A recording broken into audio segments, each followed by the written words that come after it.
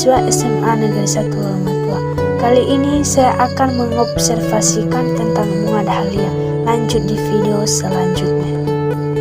Baik, langsung saja. Bunga dahlia adalah tanaman bunga hias berupa tumbuhan tahunan yang tegak. Bunga dahlia ini tumbuhan bulat berbunga yang berasal dari Meksiko. Bunga ini memiliki banyak varietas dengan berbagai warna dan bentuk seperti bulat. Menurut studi di jaural di daerah asalnya Meksiko, bagian akar dan umbi bunga dahlia mengandung unilin dan zat antibiotik yang digunakan masyarakat sebagai obat berbagai penyakit kulit.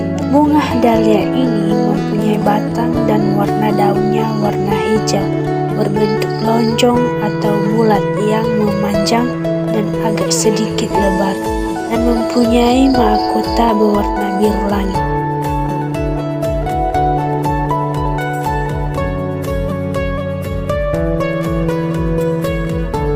Demikian hasil observasi saya tentang bunga dahlia.